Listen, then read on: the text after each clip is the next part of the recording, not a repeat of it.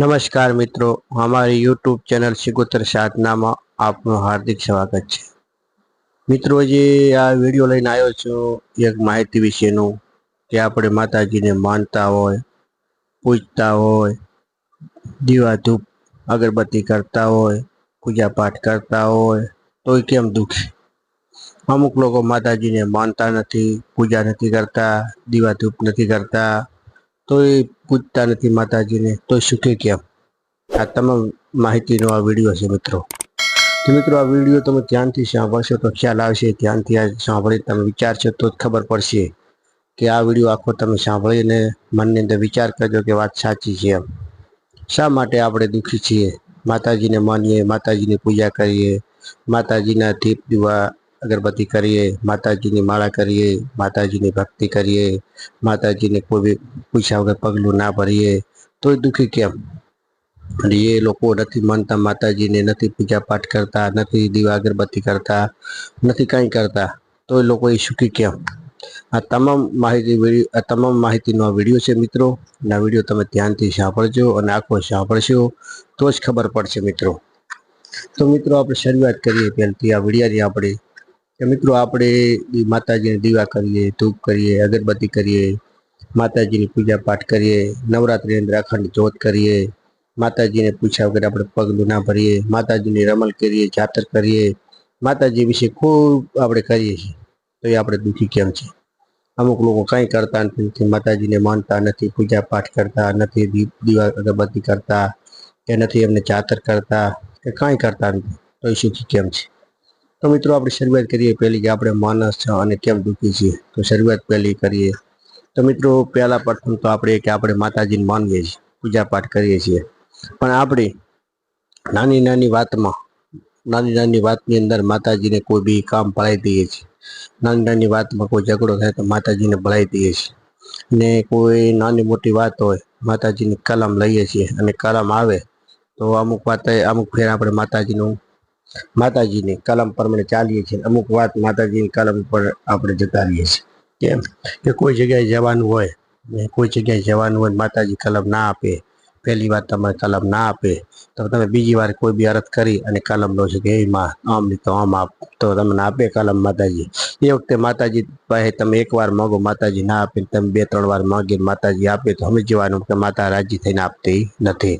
તમે માતાજીને ઉપરવટ થઈ માતાજીને ના ગમતો તમે જતા રહો અને માતાજી આપણેથી રૂષ્ટ જાઓ, ગમે તેટલું કરીએ, દીવા કરીએ, ધૂપ કરીએ, અગરબત્તી કરીએ તો આપણે દુઃખી રહીએ। મિત્રો બીજી વાત એ છે કે આપણે બધું કરીએ છીએ માતાજી તો દુઃખી કેમ છે? તો બીજી વાત એ છે કે આપણે ઝઘડો થાય તો માતાજીને ભળાવી દઈએ, કાંઈક થાય તો મારી માતાજી આમ કરશે, કોઈક ગમે તે કાર્ય હોય તો આપણે એમ કહીએ મારી માતાજી આમ કરશે, મારી માતાજી આમ કરશે। એ માતાજીને આપણે વાતમાં આપણે બધી કહીએ છીએ, બધી જગ્યાએ આવું તે કરીએ તો માતાજીનું કોઈ અપમાન થાય। કેમ અપમાન? એટલે કે તમે માતાજીને ભળાવી તમે અહીંયા જતા રહો છો અને તમને ખ્યાલ હોતો નથી કે માતાજી મેં આવું કહ્યું હતું, તમે જતા રહો એટલે માતાજી તમને નડે, પેલા ભાઈ ના નડે। કેમ કે આપણે નાની વાતોમાં આપણે માનતા હોય માતાજીને કાંઈક તાવ આપણે નાહીએ તો માતાજી મારું કેમ હશે, દેવ દુઃખી છે, આવો આપણે ભરમ બહુ રાખીએ છીએ। આપણે ઘણું વિચારવા જઈએ, ઘણું દેવની અંદર ઉતરવા જઈએ તો હંમેશા માટે દુઃખી રહીએ, પણ માતાજીને ઉતરવાનું દેવ દુઃખનું કારણ છે કે તમે બહુ વિચારો, બહુ દેવને માનતા હોય અને બહુ દેવની અંદર ઉતરવા માંગતા હોય તો હંમેશા માટે દુઃખી રહીએ।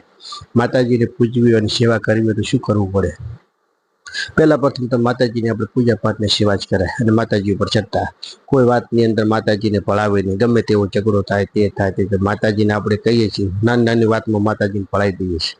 નાની વાતમાં માતાજી કોઈ કુટુંબમાં ઝઘડો થાય, ગામની અંદર ઝઘડો થાય, કોઈ આપણે ધંધાની અંદર થોડી ઘણી દખલ થાય તો આપણે માતાજીને ભળાવી દઈએ છીએ। પછી આપણે પરમાનન્ટની કલમ રહેતી નથી, પરમાનન્ટ કલમ રાખતા નથી, ત્યાં જતા રહીએ એનું વર્તન કરતા નથી એટલે આપણે દુઃખી રહીએ કાયમી માટે। બીજી વાત એ છે કે આપણે ગમે તેટલું કરીએ તો માતાજીને આપણે વેણ કાપી નાખીએ, એમની કલમ કાપી નાખીએ, એમને જે માતાજીને ભળાવીને પ્રમાણ રાખીએ નહીં તો માતાજી શું કરે? તો આપણે દુઃખી જ કરે। તમે ગમે તેટલું કરો, તમારે કોઈ જગ્યાએ જવાનું હોય, તમે કોઈ વાતમાં દોઢ છો માતાજીને, કોઈ વાતમાં અહીં જવાનું છે માતાજીનો દોઢ ના હોય તો 2-3 વખત માં કરી વળી લો છો અને માતાજી રૂક્ષ થઈને તમને આપે છે દોઢ, એક જ ઝાટકે ના આપે તો એ વાત પર ઉતરી જવું। તમારો ફાયદો થતો હોય તો તમે 3-4 વખત લઈને માતાજી પાસે દોઢ લઈ લો છો। કેમ કે આપણા ફાયદા માટે તમે લઈએ છો એટલે માતાજી રૂક્ષ થવાની જ છે। અને બીજી વાત એ છે કે તમે કોઈ બી વાતમાં માતાજીને ભલે માનતા હોય, પૂજા પાઠ કરતા હોય, કોઈ વાતમાં માતાજીનો દોટ લેવો નહીં. આપણે સંસારની અંદર બેઠા છીએ, આપણે સમાજની અંદર બેઠા છીએ, આપણે કુટુંબની અંદર બેઠા છીએ, અમુક જગ્યાએ આપણે જવું પડે.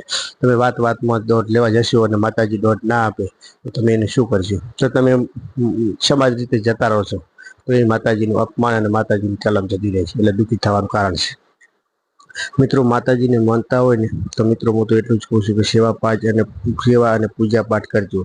વાતમાં કલમ લેવાનું અને વાતની અંદર કોઈ માતાજીને પડાવવાનું બંધ કરી દેજો. સુખી થવું હોય તો વાતમાં માતાજીને પડાવશો, નાની મોટી વાતમાં દોટ લેશો, તમારે જે ધંધો કરો, મજૂરી કરો, ધંધો અને મજૂરી કરશો તો કોઈ બી રીતે માતાજી તમને આપશે.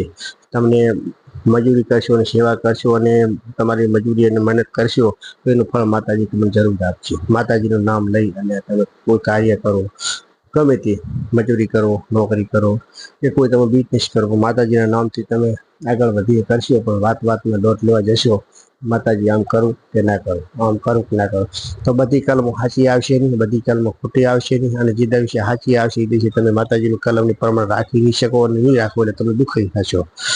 મિત્રો, બીજું માતાજીની વાત એમ કરું છું કે આપણે દુઃખી થવાનું કારણ આવ્યું હોય છે.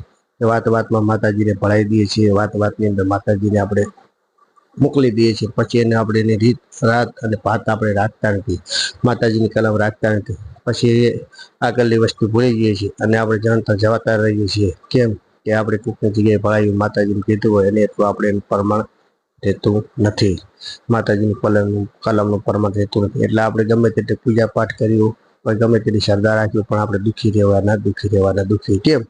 માતાજીની કલમ અને તમે માતાજીનું કોઈ બોલનું અપમાન કરી નાખો છો. તો મિત્રો, સુખી થવું હોય તો માતાજીની પૂજા પાઠ કરો, સેવા કરો. બીજું લાંબુ કંઈ કરવા જાય, દેવગતિમાં લાંબુ ઉતરવાની જરૂર નથી. લાંબા ઉતરશો તો દુઃખી થશો.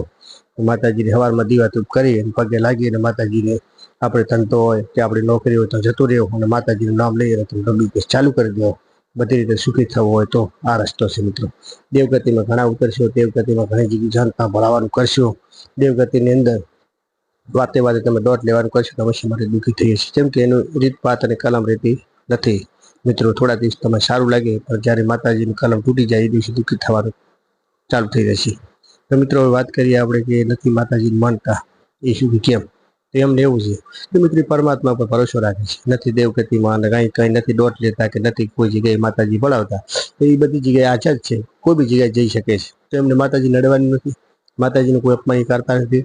માતાજીને ભલે ના પૂજીએ, બરાબર, નથી ને માનતા, પરમાત્માને માને છે, ભગવાનને માને છે. તો એમને માતાજીને કોઈ જગ્યાએ પૂછવાની જરૂર નથી. કેમ કે આપણે ભળાવીએ છીએ કે કોઈ જગ્યાએ ભળાવતા નથી, જ્યાં જઈએ બધે જઈ શકે છે અને કોઈ વાતમાં દોટ લેતા નથી.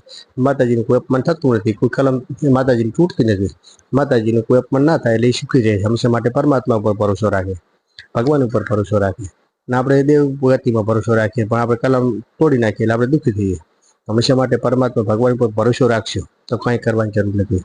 કેમ કે કોઈ દોટ લેવાની જરૂર નથી, કોઈ માતાજી ભળાવવાની જરૂર નથી. પરમાત્મા કરે ખરું તો એ લોકો સુખી એમ છે કે પરમાત્મા ઉપર ભરોસો રાખે છે, દાન પોન અને અંદર આગળ રહેશે, ધર્મની અંદર આગળ રહેશે. અને આપણે શું કરીએ છીએ? આપણે ખોટું કાર્ય કરીએ છીએ, માતાજીને ભળાવીએ છીએ, માતાજીને વેણ વટાવો લઈએ છીએ અને ખોટા એ રીતે માતાજીના નામે કરીને કે આટલો ફોન વાળો કરો એટલે માતાજીને બદનામ કરીને આપણે કે માતાજી આટલો દંડ પાડ્યો, માતાજી હુકમ દંડ પાડે, આપણે માતાજીનું નામ પાડીને ફોન એટલે પહેલાં કઈ દંડને એમને પરમાત્મા ઉપર ભરોસો રાખી અને ફોન કરે છે અને દાન કરે છે, ભગવાન ઉપર ભરોસો રાખે છે. નથી દોટ લેતા કે નથી કોઈ જગ્યાએ માતા ભળાવતા તો એ સુખી હોય જ લોકો હંમેશા માટે. દોટ અને કોઈ જગ્યાએ માતા ના ભળાવતા, દેવગતિ બહુ ના પડતા, હંમેશા માટે સુખી હોય. કેમ કે પરમાત્મા ઉપર ભરોસો, પરમાત્મા એક જ છે, ભગવાન, અને એ ફોન કરે છે. અને આપણે ફોન કેવી રીતે કરીએ કે આ જગ્યાએ ગયા તને માતાજીનું વેણ કાપી નાખી, માતાજી આટલો હું ધર્માદો નાખું, આટલો દંડ કરીને માતાજીને બદનામ કરીને આપણે ધર્માદો દંડ નાખીએ છીએ. માતાજીએ કીધું આપણે કલમ કહે છે આપણે નાખીએ છીએ. તો માતાજીને કીધું કે માતાજીએ કીધું મેં એમ કર્યું, માતાજીને બદનામ કરવાને આપણે ડાયરેક્ટ જેમ કે અપમાન વાળો કરી દો તો ચાલે, માતાજીને વચ્ચે બદનામ કરવાની જરૂર હોતી નથી. મિત્રો, આપણે દુઃખી રહેવાનું કારણ આ છે. તો મિત્રો, કોઈ બી જગ્યાએ લોકો ભૂવા પાવડિયા કરતા હશે પણ થોડા દિવસ સારું રહેશે, પણ એમને જ્યારે અવળી પડે માતાજી ને કોઈ વેણ કપાઈ જાય ત્યારે એમની પરિસ્થિતિ ખરાબ આવી જાય છે. તો મિત્રો, દેવગતિમાં લાંબુ ઉતરવું નહીં, ને ભગવાન માતાજી પર ભરોસો રાખવો, પણ બહુ ઉતરવો નહીં. દેવગતિમાં દોડ એ લેવાનું ઓછું કરી દેવું. પૂજા પાઠ કરો, પરમાત્મા ઉપર ભરોસો રાખો, માતાજી ઉપર ભરોસો રાખો, દાન પુણ્યની અંદર આગળ વધો, હંમેશા માટે સુખી થશો. જય માતાજી મિત્રો. અમારી સિગોતર સાધના ચેનલ તમે લાઈક કરતા રહેજો, શેર કરતા રહેજો, સબસ્ક્રાઈબ કરતા રહેજો. જય ચામુંડમાં, જય સિગોતરમાં, જય મેરડીમાં, જય હોમાં.